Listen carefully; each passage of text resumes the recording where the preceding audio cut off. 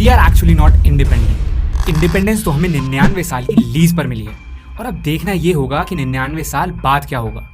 क्या ब्रिटिशर्स दोबारा हमारे ऊपर राज करेंगे या फिर मोदी गवर्नमेंट कोई सख्त कदम उठाएगी। ऐसा ही कोई व्हाट्सएप फॉरवर्ड आपके नहीं तो आपके पेरेंट्स के फोन पे कभी ना कभी जरूर आया होगा और ऐसे मैसेज को पढ़कर आप भी सोच में पड़ गए होंगे कि आखिर चल क्या रहा है, आजादी से पहले और बाद के इंडिया में क्या चेंज आया है और आज हमारे देश की दुनिया में क्या पोजीशन है।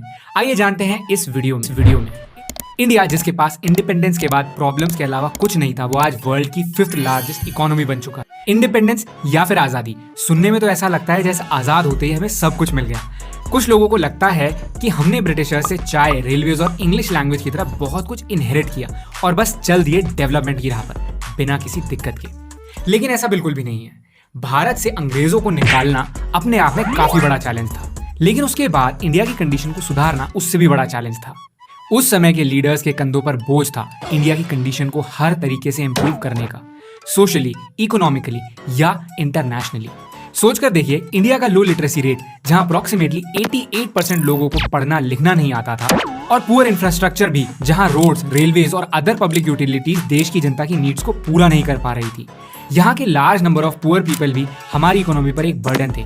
जिन लोगों के पास बेसिक नेसेसिटीज जैसे कि फूड, वाटर, हेल्थ केयर की कोई फैसिलिटीज नहीं थी, और इन सब के बाद फिर रिलीजियस टेंशन थी। आज जैसे हमारे देश के नागरिक गर्व महसूस करते हैं इंडिया की यूनिटी इन डाइवर्सिटी को देखकर, उस समय रिलीजियस और एथनिक टेंशंस की वजह से देश के बहुत से हिस्सों में वायलेंस और ब्लडशेड से हमारे देश की यूनिटी खतरे में थी, जिसका ब्लेम हम पाकिस्तान के पार्टीशन पर भी डाल सकते हैं, जिसके साथ हमारे आज तक बॉर्डर डिस्प्यूट्स हैं। चारों तरफ बस डर का माहौल था और वेस्टर्न कंट्रीज प्रेडिक्टेड कि हम एज अ कंट्री सर्वाइव ही नहीं कर पाएंगे। लेकिन फिर भी इस देश के काबिल लीडर्स ने कंटिन्यूअसली हार्ड वर्क करके इंडिया को आज इस मुकाम तक पहुंचाया है। आज इंडिया वर्ल्ड की 5th लार्जेस्ट इकोनॉमी है, 3rd largest purchasing power parity है, और ऐसा अनुमान लगाया जाता है कि 2027 तक इंडिया जर्मनी और जापान को ओवरटेक करके 3rd लार्जेस्ट इकोनॉमी बन जाएगा। इंडिया की आईटी इंडस्ट्री दुनिया की one of the largest technology industries में से एक है, thanks to Indian companies like TCS। Software development और आईटी सर्विसेज में वर्ल्ड लीडर्स हैं। बिकॉज एजुकेशन सेक्टर में भी सिग्निफिकेंट ग्रोथ हुई है। 2011 तक इंडिया का लिटरेसी रेट 74% तक ग्रो हो चुका था। करंटली इंडिया में 300 से ज्यादा यूनिवर्सिटीज हैं और 4 करोड़ से ज्यादा स्टूडेंट्स ने हायर एजुकेशन में एनरोल किया है। यही नहीं, इंडिया इंटरनेशनल स्टूडेंट्स के लिए भी एक मेजर इंटरनेशनल हब बन गया है। और अगर हेल्थ केयर सेक्टर की बात करें तो इंडिया मेडिकल टूरिज्म के लिए one of the top places बन गया है। स्किल्ड डॉक्टर्स और नर्सेज की इंडिया में अब कोई कमी नहीं है। And apart from this, health care cost भी डेवलप्ड कंट्रीज के कंपैरिजन में काफी कम है, ताकि मेडिकल फैसिलिटीज सबके लिए इजीली एक्सेसिबल हों, irrespective of their age, race, gender और इनकम। बड़ी बड़ी कंपनियां इंडिया में अपनी मैन्युफैक्चरिंग फैक्ट्री खोल रही हैं, क्योंकि सभी कंट्रीज चाइना पर अपनी डिपेंडेंस कम करना चाहती हैं। इंडिया की गवर्नमेंट ने भी इस मौके का फायदा उठाकर उन्हें काफी सारे इंसेंटिव्स प्रोवाइड किए, जैसे better infrastructure, tax reliefs, cheap labour, and as a result Apple और टेस्ला जैसी कंपनीज इंडिया में आईफोन और टेस्ला कार्स मैन्युफैक्चर कर रही हैं। मतलब टेस्ला करेगी। इससे यहाँ के लोकल लोगों को, मतलब जो इंडियंस हैं, उन्हें भी जॉब्स मिले हैं। एग्रीकल्चर सेक्टर में इंडिया बहुत सारे एग्रीकल्चर प्रोडक्ट्स जैसे कि rice, sugar, milk, pulses, jute, tea, coffee, spices का one of the largest producer और एक्सपोर्टर है। And just like e commerce, tourism, logistics, construction and many more sectors in India are booming. इन्हीं reasons की वजह से हमारी soft power इस हद तक इंक्रीज हुई है कि हमने यूएस और यूरोप के इतने प्रेशर के बाद भी रशिया से सस्ते दाम पर ऑयल इंपोर्ट किया। And we are the only major country in the world जिसके यूएसए और रशिया दोनों के साथ अच्छे रिलेशंस हैं। लेकिन ये सारे चेंजेस ओवरनाइट नहीं हुए। इनके पीछे है डेकेड्स अपॉन डेकेड्स और काफी सारे केपेबल लीडर्स का हार्ड वर्क।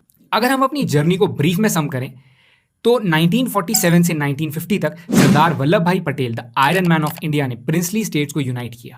1950 में इंडिया ने कॉन्स्टिट्यूशन को अडॉप्ट किया और एक सॉवरेन स्टेट बन गया, जो कि एक मॉन्यूमेंटल स्टेप था स्ट्रॉन्ग डेमोक्रेटिक फ्रेमवर्क एस्टैब्लिश करने की तरफ। 1951 से 74 के दौरान 5 साल प्लान इंट्रोड्यूस किए, जिनमें मेजर प्रॉब्लम्स को एड्रेस किया गया और ग्रोथ के लिए स्टेप्स लिए गए। Infrastructure development, rural upliftment, education जैसी चीजों पर काफी फोकस किया गया।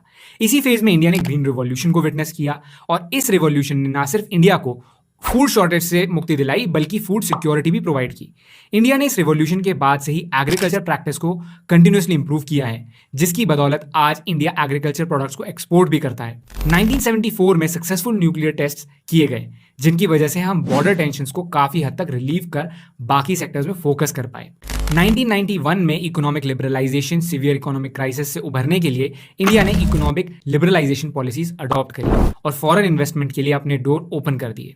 इंडिया की स्पेस एक्सप्लोरेशन एजेंसी इसरो ने भी चंद्रयान, मंगलयान जैसे बहुत सारे सक्सेसफुल मिशंस लॉन्च करके इंडिया को प्राउड फील करवाया और वुमेन एम्पावरमेंट और सोशल रिफॉर्म्स पर इंडिया ने काफी वर्क किया और आज तक कर भी रहे हैं।